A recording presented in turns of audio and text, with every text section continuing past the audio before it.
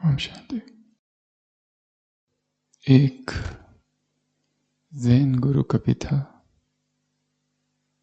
उसका नाम था बोकाजो। उसके आश्रम में बहुत से शिष्य थे और आश्रम के ही बाजू में एक नदी बहती थी। वो अक्सर अपने शिष्यों से कहता था कि नदी को ऐसे पार करो कि तुम्हारे पैरों को पानी न छुए। और वो नदी में कोई पुल नहीं था। तो शिष्य हमेशा ये कहते, ये कैसे संभव है कि हम नदी से जाए और पानी हमको न छुए। पर फिर भी वो बार बार यही कहते रहता कि नदी से जाओ परंतु पानी तुम्हारे पैरों को न छुए। एक शिष्य ने कहा कि आप करके बताओ। तो बोकाजो गया, नदी से चलने लगा और जब नदी पार की तो उसके पैर तो भीग गए थे। शिष्यों ने कहा परंतु आपके पैर तो भीग गए। बोकाजो कहता है मेरे पैर भीगे हैं, मैं नहीं, मैं अस्पर्शित हूं, मैं साक्षी हूं। जीवन की नदी का पानी हमें छुए ना। जीवन की नदी से ऐसे गुजर जाओ कि पानी हमें स्पर्श न कर सके। यही साक्षी भाव है, यही अध्यात्म है। संसार और संसार की होने वाली सभी बातें कुछ भी चेतना को स्पर्श न करे।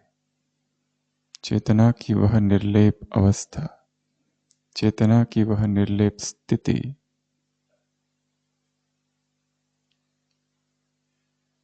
अध्यात्म की पराकाष्ठा है।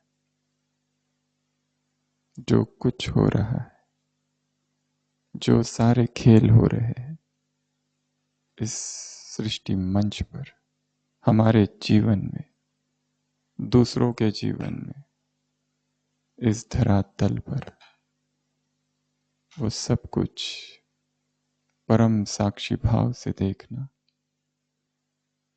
स्वस्थिति में अडिग बने रहना, यहाँ का कुछ भी हमें प्रभावित न करे और हमारी जो आंतरिक यात्रा है संपूर्णता की, उस पर हम अग्रसर रहे। इस संसार की नदी से गुजर जाना, इंटैक्ट, पानी के स्पर्श से परे रह जाना, इसी जीवन का परम उदाहरण सृष्टि के आदि पिता ब्रह्मा रहे। हजारों बातें जीवन में हुई, हर दिन हुई, परंतु आंतरिक पुरुषार्थ चालू रहा। आज की अव्यक्त वाणी बाबा के सामने क्या नहीं था? क्या नहीं था? कोई भी साकार उदाहरण, किसी भी व्यक्ति के अनुभव जो इस मार्ग पर निकल पड़ा हो।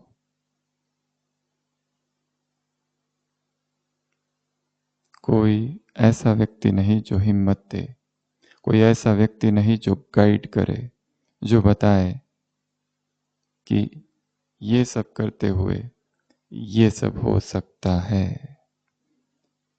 भविष्य अज्ञात था। जैसे दिखाया है एक छोटा सा स्नेल, स्नेल पता है, घोंगा छोटा होता है ना, स्नेल धीरे धीरे धीरे चढ़ता है। तो ऐसा ही एक स्नेल, एक घोंघा, बसंत ऋतु था, चेरी के झाड़ पर चढ़ने लगा। पास में एक दूसरा झाड़ था, वहां कुछ चिड़िया आई थी। वो चिड़िया हंसने लगी, क्योंकि ये स्नेल कहाँ चढ़ रहा है? उस चेरी के वृक्ष में अभी चेरी लगी ही नहीं है, चेरी के फल तो अभी है ही नहीं। और ये घोंघा, ये स्नेल व्यर्थ ही मेहनत करते हुए आगे जा रहा है। एक चिड़िया उड़कर आती है और उस घोंघे से कहती है, भाई तुम कहाँ जा रहे हो? वो स्नेल ध्यान नहीं देता, वो अपनी लगन में चल रहा है। वो पूछती है फिर से, तुम कहाँ जा रहे हो? ऊपर देखते नहीं कि चेरी के वृक्ष पर चेरी का कोई भी फल नहीं है।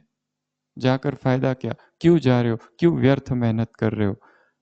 वो स्नेल फिर भी ध्यान नहीं देता है और चलते चलते ही कहता है कि जब तक मैं पहुंचूंगा तब तक चेरी के फल लग जाएंगे। अब लगे नहीं है, परंतु मेरी गति धीमी है।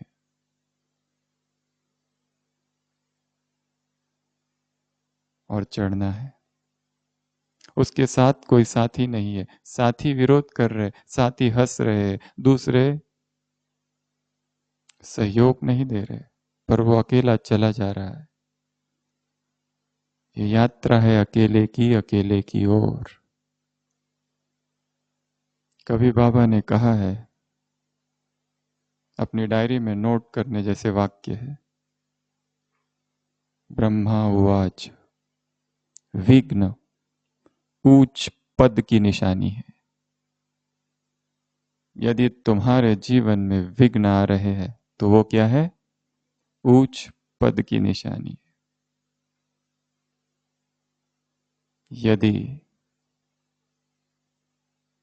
परीक्षाएं जीवन में आ रही है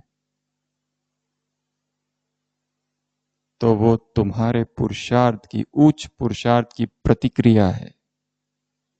शब्द शब्द महत्वपूर्ण है। परीक्षाएं क्या है? परीक्षा ये दर्शा रही है कि तुम्हारा उच्च पुरुषार्थ चालू है। और जिसके जीवन में पुरुष परीक्षाएं नहीं है, आराम से सब कुछ चल रहा है, अर्थात आत्मा सोई है, जागरण अभी हुआ नहीं है, रूहानी क्रांति अभी घटी नहीं है। परीक्षाएं क्या है? उच्च पुरुषार्थ की प्रतिक्रिया है। तीसरा, तूफान। जो तूफान तुम्हारे जीवन में आ रहे हैं वो सब क्या है? उच्च मंजिल के नजदीक आने के चिन्ह। तूफान आ रहे हैं, अर्थात ऊंची मंजिल है, वो नजदीक आ रही है, उसके ये चिन्ह है। विघ्न, परिस्थितियां, परीक्षाएं, तूफान। जितनी चोटें ज्यादा लगेगी उतना जज्बा जहरीला होगा। जितनी इंजुरीज होगी उतनी और ताकत आएगी।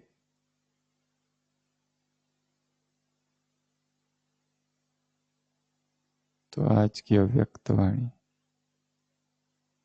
कौन किसको देख रहा है? हुँ? किसने किसको देखा? किसने किसको देखा? बाबा माताओं को देख रहा है। क्या कह रहा है उनसे? साधारण नहीं हो, कौन हो? जगत माता समझो। पांडवों को देख रहे हैं, क्या कह रहे हैं उनसे? माताओं को मुक्त कर दो।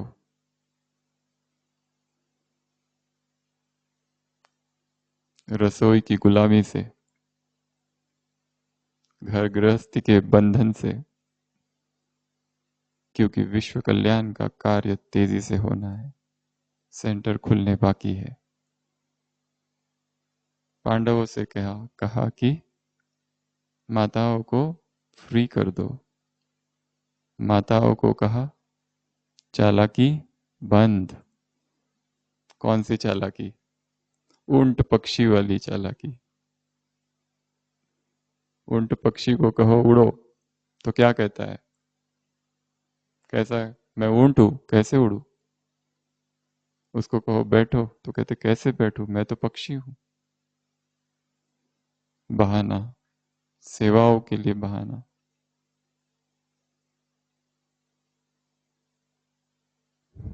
बाबा से कहते थे लोग आप बुजुर्ग हो गए, ये काम तो युवाओं का है। बाबा कहते थे अगर मैं ये स्थूल सेवा न करूं तो मैं कंचन काया से वंचित हो जाऊंगा, निरोगी काया से वंचित हो जाऊंगा। मैं क्यों अपने आप को वंचित करूं? लास्ट संडे की मुरली, ऑलराउंडर। कुमारियों को क्या कहा? बच गई। कुमारी जीवन अर्थात सर्वश्रेष्ठ जीवन है। समय पर बाप मिल गया, उसी दम तेरा वो आना और बचाना ना भूल पाएंगे।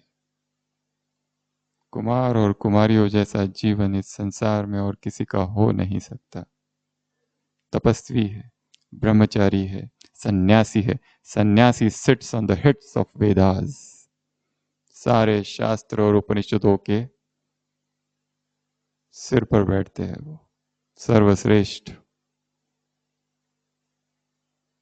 विकार जिन्हें स्पर्श नहीं करते, जिनकी बुद्धि स्वच्छ है, पवित्र है, और भगवान को इस संसार में पवित्रता के अतिरिक्त और कोई भी चीज प्रिय नहीं है। ऐसी अनटच्ड कुमारीज, ऐसे अनटच्ड कुमार, ऐसे अखंड ब्रह्मचारी, ऐसी अखंड ब्रह्मचारिणियां बाबा को बहुत पसंद है। कुमारियां है कन्हैया की।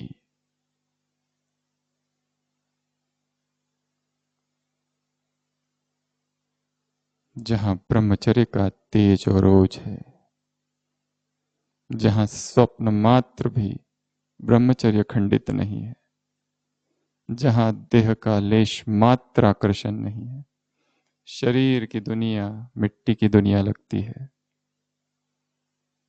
कुछ भी नहीं खींचता।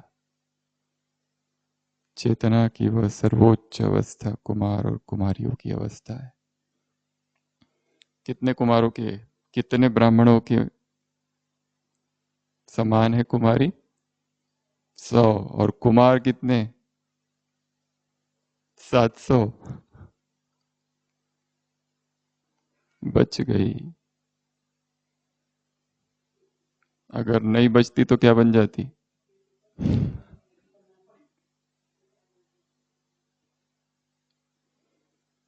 विकार चेतना की ऊर्जा को नष्ट कर देते हैं।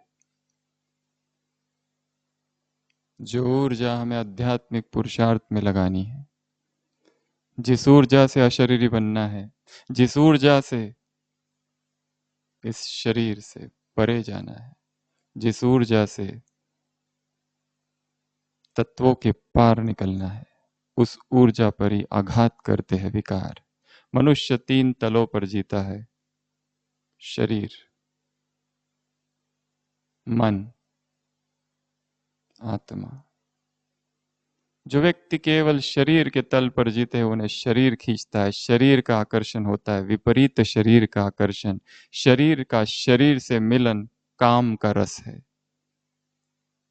जो क्षणभंगुर है, जो दुखदाई है, फ्रस्ट्रेशन लाने वाला है, दुखों की गर्त में डुबोने वाला है। कुछ लोग इस प्रेम से, इस आकर्षण से ऊपर उठ जाते हैं, उनके मन के तल का प्रेम होता है। मन का मन से प्रेम या आकर्षण प्रेम कहलाता है। ब्रैकेट में लौकिक, सांसारिक। यहाँ शरीर का आकर्षण कम है, था, अब उब गए। अब मन का आकर्षण, और ये भी बड़ा गहरा है। प्रेमी कहते हैं हम मर जाएंगे पर प्रेम करना नहीं छोड़ेंगे। वो प्रेमियों का आकर्षण, वो प्रेम है, वो मन के तल का है। मन का मन से मिलन प्रेम है। पर क्या इससे परे भी कुछ और है? संसार में तो बस ये दो ही चीजें पता है सबको।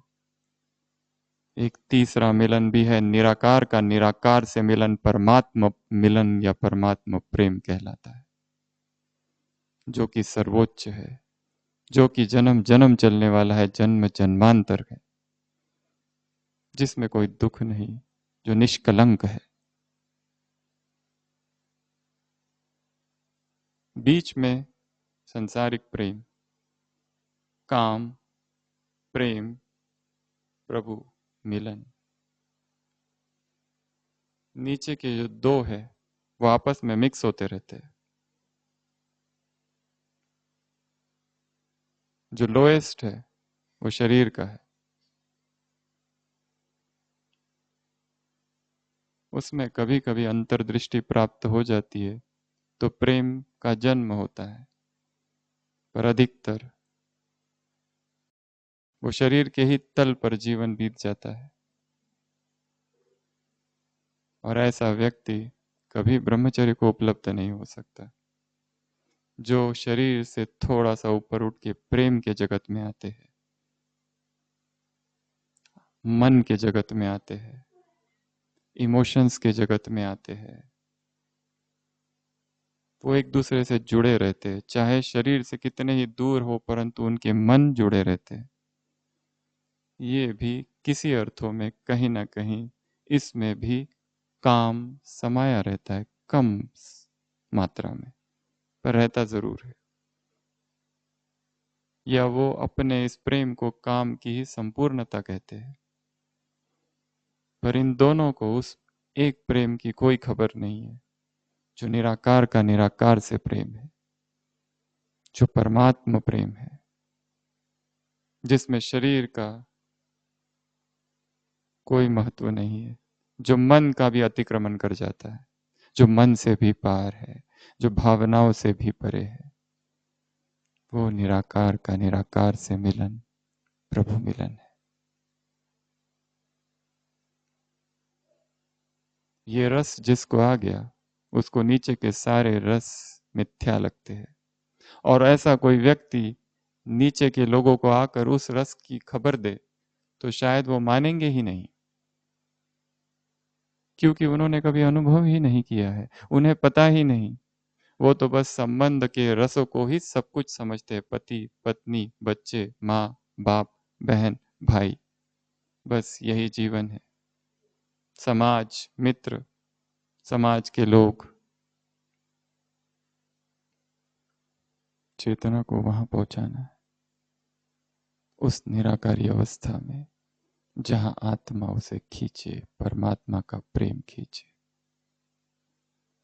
तो आज सुबह की अव्यक्त वाणी ब्रह्मा बाबा की 10 विशेषताओं की हम चर्चा करेंगे। सबको क्या करना है? बाबा को रिटर्न देना है। क्या क्या रिटर्न देना है? क्या दिया है बाप दादा ने? स्नेह दिया, खजाने दिए अखूट, और पालना दी। रिटर्न करो। रिटर्न शब्द के कितने अर्थ हो सकते हैं? ये कल सभी चिंतन करेंगे या लिखेंगे। रिटर्न जर्नी है, वापस जाना है, रिटर्न करना है। जिस मन्मत के मार्ग पर आगे बढ़ चुके हो वहां से रिटर्न, जिस दुर्गति के मार्ग पर आगे बढ़ गए हो वहां से रिटर्न, जिस व्यर्थ के मार्ग पर आगे बढ़ गए हैं वहां से रिटर्न। रंक से राजा, भिखारी से राजा, बेगर टू प्रिंस की तरफ रिटर्न, नारी से लक्ष्मी की तरफ, नर से नारायण की तरफ, मनुष्य से देवता की तरफ, शोक वाटिका से अशोक वाटिका की तरफ, दुखों से सुखों की तरफ, दुर्गति से सदगति की तरफ रिटर्न। मुझे कहाँ रिटर्न होना है? सब अपना अपना निर्णय करें। जब ज्ञान में आए थे तो कैसी अवस्था थी, कैसा उमंग था, और कहाँ खो गए, कहाँ भटक गए। कैसा उमंग था, रात रात भर जाग कर तपस्या करने का उमंग था। अभी कोई करता है रात भर भट्टी बिना सोए? वो दिन बीत गए। होल नाइट भट्टी, रात भर जागरण, 8-8 घंटा योग का चार्ट। कहाँ खो गए? सेवाओं में भटक गए, या मैं की दौड़ में, या मैं के विस्तार में।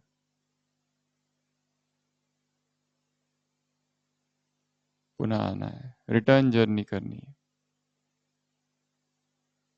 जहां थे वहां पहुंचना है, या उससे भी आगे निकल जाना है।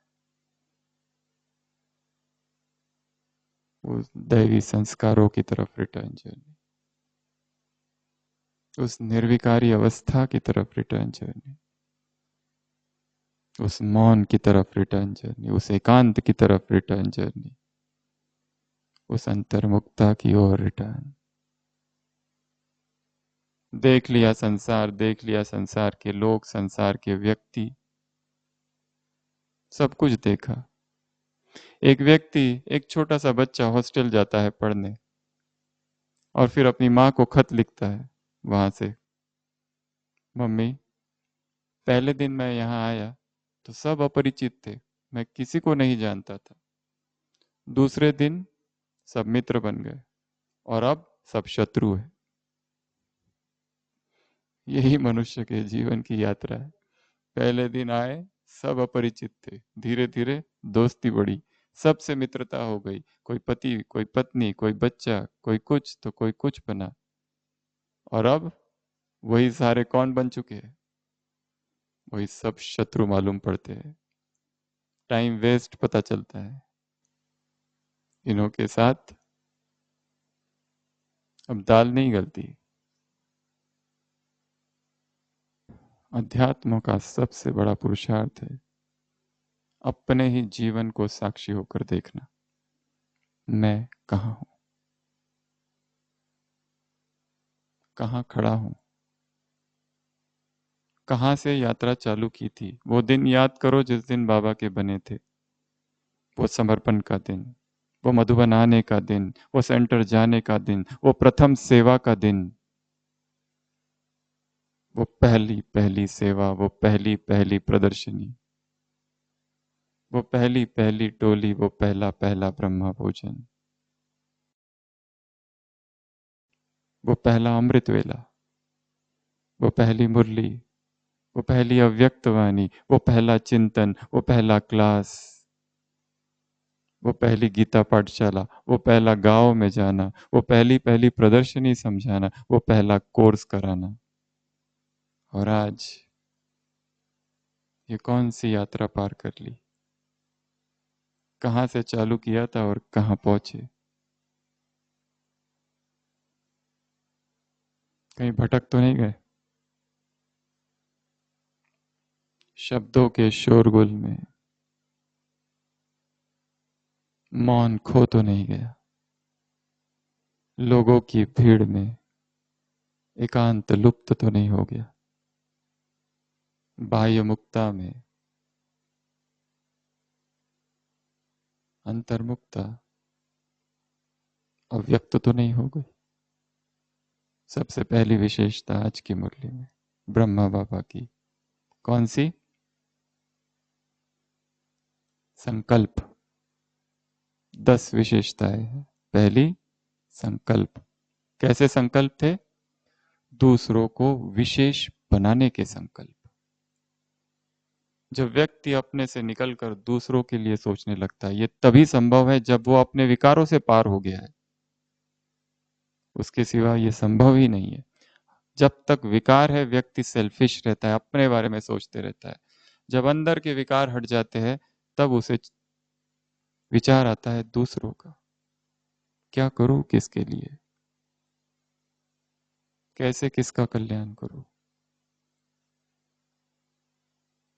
तो सबसे पहली विशेषता थी संकल्प की, दूसरों को विशेष बनाने का संकल्प। दूसरा, वृत्ति। वृत्ति में क्या था? सबने मुरली पढ़ी है? बताओ जल्दी। पढ़ी है ना? कि खाली सुनी है? सुनने से नहीं होगा कुछ। संस्कार कैसे बनते हैं उसकी एक विधि है। संस्कार बनने की विधि है, संस्कारित होने की विधि है अपने मन को किसी एक चीज पर एकाग्र कर देना। अपनी बुद्धि को बाबा के महावाक्यों में तब तक एकाग्र करके रखो जब तक वो वाक्य संस्कार न बन जाए। एक वाक्य लो, कोई भी, कहीं से भी मुरली का, उसको पढ़ो, फिर आंखें बंद करो, दोबारा पढ़ो, फिर पढ़ो, फिर पढ़ो, फिर आंखें बंद करो, फिर याद करने की कोशिश करो, फिर दिनचर्या में बीच बीच में याद करो। कभी आकाश में देखो उसे, कभी झाड़ों पर लिखा हुआ देखो, कभी धरती पर लिखा हुआ देखो, कभी पानी पर लिखा हुआ देखो। उसे बार बार बार बुद्धि में लाना। योग में जब बैठते फिर उसी वाक्य को फिर याद करना। मन केवल उस वाक्य पर केंद्रित हो जाए तो वो वाक्य संस्कार बनेगा, तब तक नहीं।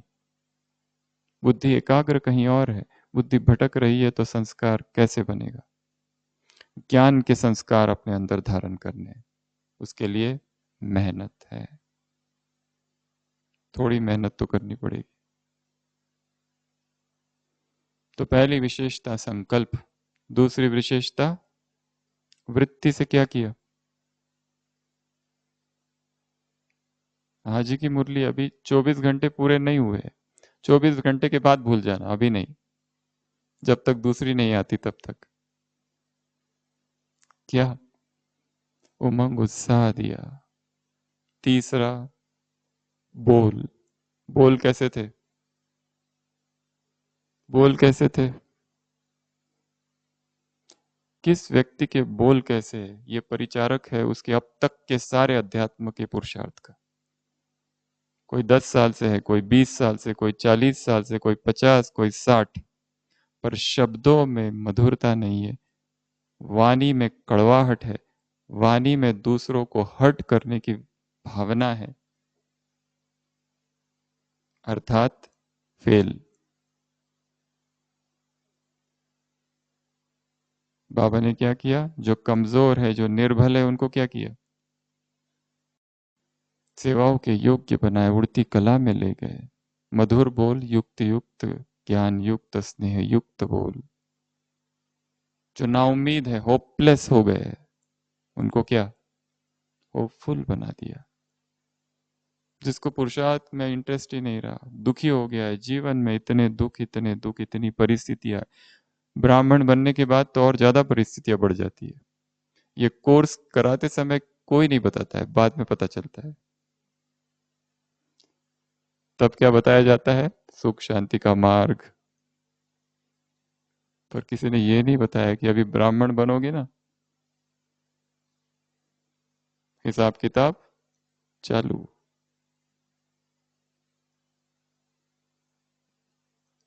ब्राह्मणों के हिसाब किताब ब्राह्मणों द्वारा ज्यादा चुकते होंगे, क्योंकि साथ में इन्हीं आत्माओं के साथ रहे हैं, इसलिए।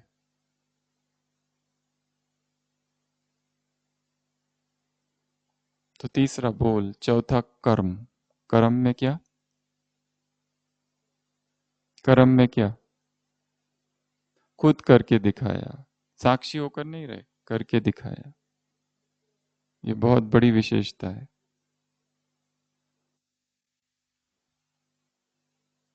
पांचवा, संबंध में क्या? बुजुर्ग से बुजुर्ग, युवा से युवा, बच्चे से बच्चा। हर एक ने क्या सोचा? ये मेरा है। अपनापन, ये बहुत बड़ी बात है। अपनापन लगे।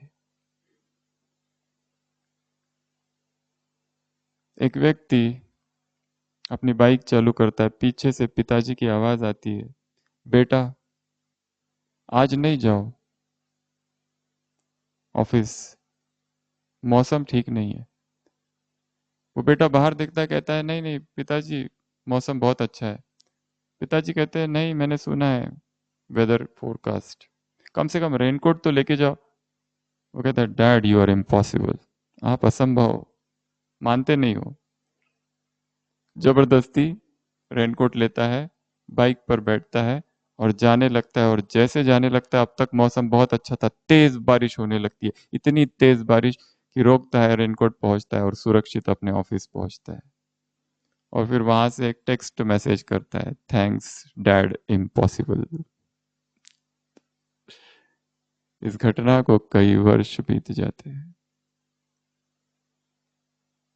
एक दिन फिर ऐसे ही हेलमेट पहनता, अपनी बाइक पर बैठता है, मौसम बहुत अच्छा है, निकल पड़ता है और बीच में तेज बारिश आती है, इतनी तेज बारिश आती है कि ऑफिस पहुंचते पहुंचते भीग जाता है। ऑफिस पहुंचता है, एसी बंद करता है, बैठता है, अपना वैलेट, अपना बटुआ बाहर निकाल के रखता है, भीगा हुआ है, उसको खोलता है, देखता है उसके पिताजी की तस्वीर है, हंसता है, मुस्कुराता है, चुपचाप। वो तस्वीर देखकर एक मौन कहानी की उसे याद आती है, किसी के ना होने की, किसी के प्यार की। वो कहानी कुछ और इमोशंस उसके अंदर पैदा करती है। जो था पर अब है नहीं, पर उसके प्यार की छाप हृदय पर है। ऐसे जितने यज्ञवत्स थे, उन सब ने यह अनुभव किया कि बाबा, लास्ट संडे की मुरली में था अलौकिक माँ, अलौकिक ममता, ये माँ है। और पुरुष मातृत्व को पा जाए, ये बहुत बड़ी उपलब्धि है। सभी को अपना समझना अंदर से, सब मेरे हैं। ये नहीं सोचा ये छोटे छोटे बच्चे मेरी इतनी गहरी गहरी बातों को क्या समझेंगे, इनको क्यों बताऊं और क्या समझाऊं। तो पहली विशेषता संकल्प, दूसरी विशेषता वृत्ति, तीसरी विशेषता बोल, चौथी विशेषता कर्म, पांचवी विशेषता संबंध, छठवीं विशेषता सोचना। क्या सोचा? लास्ट नंबर का है, फिर भी क्या हो, आगे बढ़ जाए। शुभ चिंतक, ये बिल्कुल पुरुषार्थ नहीं करता, कुछ नहीं करता, एकदम लास्ट, सबकी निंदा, सबकी ग्लानि, सब पर कमेंट, सबको दुख देता है, फिर भी क्या करे, वो भी आगे बढ़ जाए, उसका भी कल्याण हो जाए, उसका भी हृदय परिवर्तन हो जाए। और ये काम और ये कार्य शब्दों से कभी नहीं होगा, वो हमारी भावनाओं से ही होगा। व्यक्ति तीन तलों पर जीता है, एक बोल का तल, एक विचारों का तल और एक भावनाओं का तल। बोल या कर्म, जो भी, कर्म, विचार और भावना, ये जो है ये प्रकट है और दिखते हैं, भावनाएं सूक्ष्म है, परंतु वही भावनाओं का असर विचारों पर और कर्म पर पड़ता है। इसलिए काम इमोशंस पर करना है, फीलिंग्स पर करना है। एक नजर दौड़ा के देखो कि मेरे जीवन में जितने लोग हैं, लगभग 50 होंगे, 100 होंगे, एक एक के प्रति हमारी क्या भावना है? सीनियर्स, साथी, जूनियर्स, किसी के प्रति घृणा, किसी के प्रति नफरत, किसी के प्रति द्वेष। कोई आगे बढ़ता है तो जलन तो नहीं होती है, ईर्ष्या तो नहीं होती है, दुख तो नहीं होता है। हमारी फीलिंग्स, सारा काम फीलिंग्स पर ज्यादा करना है, विचारों पर नहीं करना है। कर्म तो बिल्कुल बाह्य परिधि है, केंद्र भावना है। इमोशंस, फीलिंग्स क्या है, उस पर काम करना है। अपनी सारी फीलिंग्स को स्कैन करो। ये आत्मा, इसके प्रति क्या फीलिंग है? ये आत्मा, इसके प्रति क्या फीलिंग है?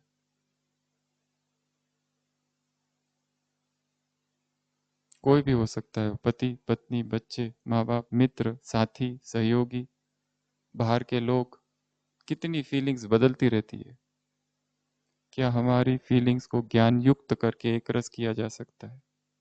अभी अभी किसी से प्यार करते हैं, अभी अभी उसी के प्रति घृणा, अभी अभी उसी के प्रति हेट्रेट, डिसलाइक, फिर प्यार, फिर मोह, फिर आकर्षण, फिर वो छोड़ के जाता है तो दुख। एक व्यक्ति तपस्या करता है, शिव जी प्रकट होते हैं, कहते बहु कहो। उसने एक्सपेक्ट नहीं किया था कि भगवान प्रकट हो जाएंगे। भगवान कहते वरदान मांगो 3। वो कहता है पहला वरदान, सोचता है क्या मांगू क्या मांगू, सोचता है मेरी पत्नी मुझे बहुत परेशान करती है, जीवन नर्क बना के रखा है, ये मर जाए। पहला वरदान, तथास्तु, मर गई। घर आके देखता है मर गई, पर इसने मुझसे प्यार कितना करती थी, कैसी भी थी, बहुत ध्यान रखती थी। दुख होता है। दूसरा वरदान, भगवान इसको फिर से जिंदा कर दो। 2 वरदान तो व्यर्थ चले गए। भगवान कहता है अब तीसरा सोच समझ के मांगना। सोचता है क्या मांगू क्या मांगू, दिन रात सोचता है, रात भर सोचता है, कुछ समझ नहीं आता है। भगवान फिर आते, कहता है अब तुम जो समझते हो ठीक है वो वरदान दो। भगवान कहते हैं आस्क फॉर डिजायरलेसनेस, कोई भी इच्छा ना हो मुझे, केवल प्रभु प्रेम मिल जाए, ये वरदान मांगो। तेरा साथ मिले और कुछ भी नहीं चाहिए, ये वरदान मांग लो। यही सर्वश्रेष्ठ वरदान है। उससे कुछ भी नहीं मांगना है, बाबा से बाबा को मांग लो। क्या मांगना है उससे? उसको ही मांग लो। मुझे तुम्हारी वस्तुएं नहीं चाहिए, तुम्हारा संसार नहीं चाहिए, तुम्हारा वैभव, तुम्हारा ऐश्वर्य नहीं चाहिए, तुम चाहिए, दे दो। नारायण चाहिए या नारायण सेना? नारायण ही सेना। दुर्योधन बनना है या फिर अर्जुन? निहत्ता मैं एक तरफ, दूसरी तरफ मेरी नारायण सेना। और दुर्योधन खुश हो रहा है, कितनी बड़ी सेना मिल गई। ईश्वर अर्थात ऐश्वर्य, जो ऐश्वर्य युक्त है उसे ईश्वर कहा जाता है। 7वीं विशेषता, देखना। क्या देखा? सब में विशेषता, चाहे कोई कैसा भी हो, उसमें कोई ना कोई विशेषता तो जरूर है। इस यज्ञ में बाबा ने किसी को भी बिना विशेषता के अपॉइंट नहीं किया है। God selected, God elected, God chosen souls. किसी को पूरे गांव में से एक ही व्यक्ति है, उसको वहां से उठा के यहाँ लाया। किस लिए लाया है? जो सबसे झगड़ा करता है, परंतु उसमें एक विशेषता ऐसी है जो किसी में भी नहीं है, उस एक विशेषता के लिए उसे वहां रखना पड़ा, नहीं तो वो सेवा अपूर्ण रह जाएगी, क्योंकि ऐसी सेवा और कोई कर ही नहीं सकता। वन वन की काठी यहां एकत्र हुई है।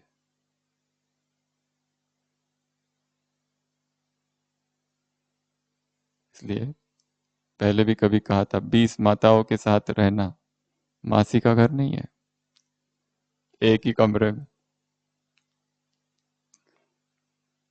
सबके अलग अलग संस्कार, भाषा, चॉइस, टेस्ट, संस्कृति, और फिर एक जगह आ जाए। बाबा ने कहा रास करो संस्कार की। 8वीं विशेषता, समर्पण। हिम्मत का पहला कदम क्या है? समर्पण। 5 प्रकार के समर्पण बताए हैं। कौन कौन से? तन, मन, धन, संपत्ति, धन, तन मन धन संबंध, और 5वां, आवाज बहुत ही कम है, अर्थात मुरली थोड़ी ऊपर ऊपर से पड़ी होगी, सेवाएं ज्यादा है ना। पहला है तन, शरीर को समर्पित कर देना, अर्थात अब इस शरीर से कोई विकर्म ना हो, अर्थात इस शरीर के का मुझे ध्यान भी देना है, ये शरीर बीमार ना पड़े।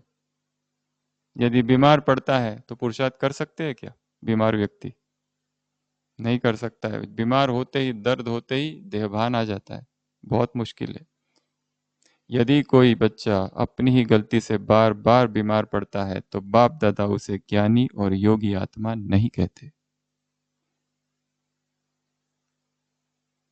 क्या खाना है, क्या नहीं खाना है, क्या करना है, क्या नहीं करना है, ये योगी तो आत्मा के लक्षण है, वो डिसाइड करता है। अव्यक्त महावाक्य है बाबा के। तो सबसे पहला समर्पण शरीर, दूसरा समर्पण मन, मन मना भव की विधि, तीसरा समर्पण धन, धन दे दिया, क्या समझकर दे दिया, क्या मिलेगा? पदम।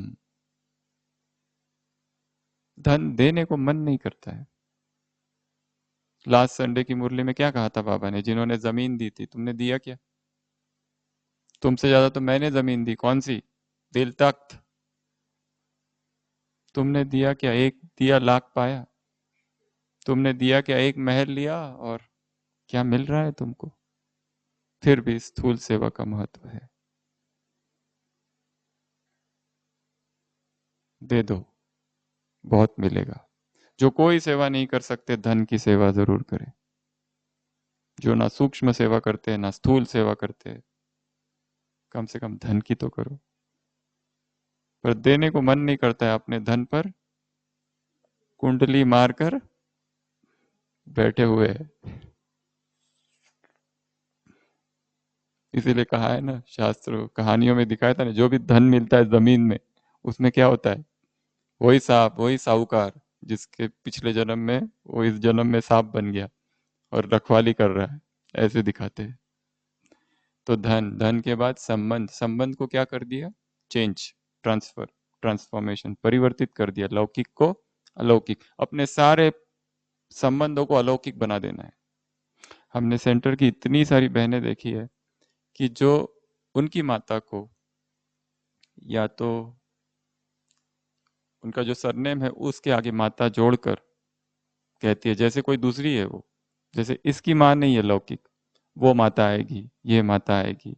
इतना डिटैचमेंट। एक ही सेंटर पर बहन जी है, उसकी माँ है, लोगों को भी पता नहीं है इसकी माँ है करके। इतना डिटैचमेंट लौकिक रिलेशंस में। तो लौकिक को अलौकिक में परिवर्तन कर देना है। उसके बाद में 5वां समर्पण कौन सा? ये सबसे गहरा समर्पण, सबसे कठिन कहो, सबसे गहरा कहो, जो भी कहो। कौन सा? बुद्धि। बुद्धि का अहंकार, बुद्धि का अभिमान, मैं ये हूं। वो चाहता था तो उसे कितना अभिमान आ सकता। अगर हमारे शरीर में भगवान आ जाए और हम मुरली पढ़ने लगे, मुरली सुनाने लगे, तो अहंकार आएगा। मनोर इंद्र दादी को किसी ने पूछा था, बाबा दादी ये बाबा ब्रह्मा के ही तन में क्यों आए? तो क्या तुम्हारे तन में आते? किधरपुर का बादशाह, इतना सम्मानित व्यक्ति, कितना सहन करना पड़ा। आज के ही मुरली में ना, लौकिक वालों से और अज्ञान के संसार की अज्ञानी आत्माओं से बनी बनाई प्रतिष्ठा सारी मिट्टी में मिल गई। लोग विरोधी हो गए, हत्या तक करने आ गए। इतना विरोध, इतना विरोध। तो बुद्धि का अहंकार, मैंपन, ये सबसे बड़ा समर्पण है। इसको छोड़ना बहुत बड़ी बात है। और बाबा क्या बन गए? निर्मल, सुखदाई, शीतल, 3 शब्दों का प्रयोग है मुरली में। कितने सुंदर शब्द है। शीतल बन जाना, निर्मल बन जाना, सुखदाई बन जाना।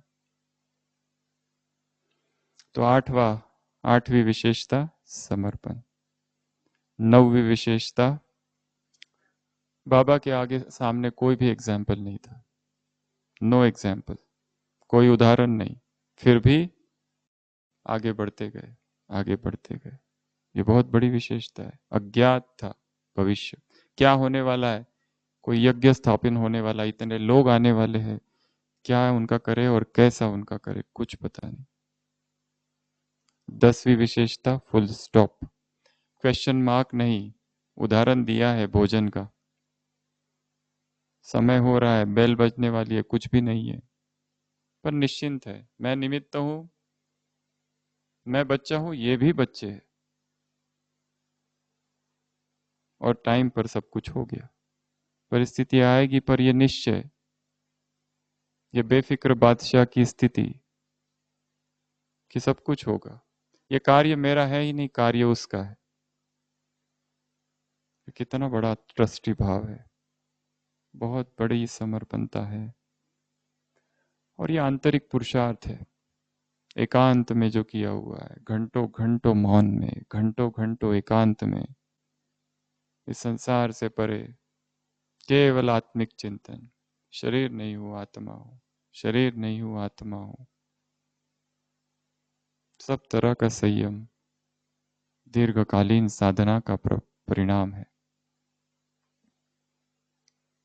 तो कितने हो गए? 10। फुल स्टॉप लगाया, क्वेश्चन मार्क की टेढ़ी मेढ़ी मात्रा नहीं, फुल स्टॉप। अपने आप होगा, कार्य उसका है, वो देखेगा, मुझे कुछ नहीं करना है। मैं क्या करूं, कैसे करूं, क्या होगा, कैसे होगा, ढेर प्रश्न उठ सकते थे। कुछ नहीं होगा, सब ठीक ही होगा।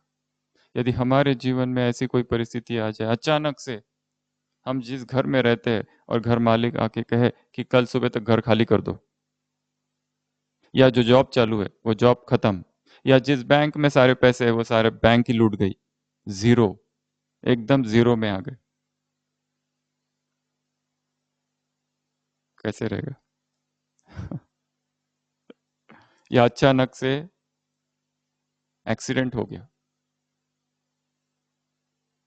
या अचानक से पता चला कैंसर है, वो सारे शरीर में फैल गया। रमन महर्षि थे, कैंसर हो गया उनको। शिष्यों ने कहा डॉक्टर को दिखाओ, उन्होंने कहा क्या जरूरत है, परंतु तुम्हारी इच्छा है तो दिखाओ। उनको इतनी पीड़ा शरीर में, पर वो पीड़ा उनके चेहरे पर नहीं थी। डॉक्टर्स को भी आश्चर्य लगता था, रमन महर्षि कैंसर था देखकर। वो कहते थे पीड़ा शरीर में है, मैं, मुझे कुछ नहीं है, मैं साक्षी हूं। इतना ये जो तदात्म्य है शरीर से, उससे बाहर। उसी तरह हमें याद है, हम जब BSES मुंबई में थे, गुलजार दादी थे ऊपर 5th फ्लोर पर। अचानक दादी को कई सालों पहले 2005-06 अचानक इतना ब्लीडिंग हुआ, इतना ब्लीडिंग, वो पूरा ब्लड ब्लड ब्लड सब जगह। कोई देखे कि मुझे इतना ब्लीडिंग हुआ और मैं ब्लड में नहा रही हूं तो खुद ही डर जाए, बुलाओ जल्दी डॉक्टर को बुलाओ। दादी निश्चिंत होके बैठी है, उसको कुछ नहीं, वो पूरा ब्लड इतना सारा। कितनी डिटैचमेंट है अपने ही शरीर से, अपनी व्याधि से। और जो शरीर से आसक्त है उन्हें पीड़ा का कीड़ा खाते रहता है। सेम ब्रह्मा की अवस्था थी। और दादिया, जानकी दादी को हमने बहुत बहुत करीब से कितनी बार बहुत पीड़ा में देखा, परंतु वो जैसे डिटैच रहती थी, शरीर में क्या कुछ हो रहा है।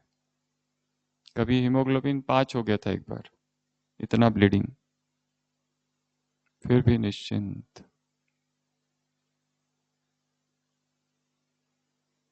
तो ये ब्रह्मा की 10 विशेषताएं थी।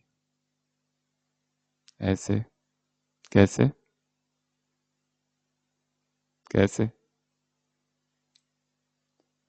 बाप समान आत्माओं को, स्नेही आत्माओं को, रिटर्न देने वाली आत्माओं को, ऐसे बोलते जाओ। निश्चय में विजय वाली आत्माओं को ऐसे, बेफिक्र बादशाहों को ऐसे, क्या क्या सुना अभी बताते जाओ। ऐसे दूसरों को विशेष बनाने वाली आत्माओं को, मधुर बोल वाली आत्माओं को, स्नेह युक्त बोल वाली आत्माओं को, कर्म में जो मैं करूंगा मुझे देख सब करेंगी, कर्म से सिखाने वाली आत्माओं को ऐसे, हम्म शुभ भावना शुभ कामना रखने वाली आत्माओं को ऐसे, संपूर्ण समर्पित होने वाली आत्माओं को ऐसे, फुल स्टॉप की बिंदी लगाने वाली आत्माओं को ऐसे, अलौकिक संबंधों को अलौकिक बनाने वाली आत्माओं को ऐसे, कर्म में मैं पहले, वृत्ति में उमंग लाने वाली आत्माओं को ऐसे, देखने में विशेषता देखने वाली आत्माओं को, सोचने में कल्याण हो जाए सोचने वाली आत्माओं को ऐसे, हम्म ना उम्मीदवार को उम्मीदवार, जो निर्बल है उन्हें शक्तिशाली सेवा के योग्य बनाना है। ये बहुत बड़ी सेवा है। कोई ऐसा आ जाता है बीच में जिसको कितना भी समझाओ समझता ही नहीं है, जो भी सेवा सिखाओ वो गड़बड़ ही करता है।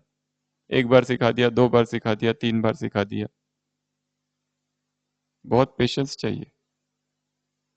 तो ऐसी अथाह पेशेंस वाली आत्माओं को ऐसे,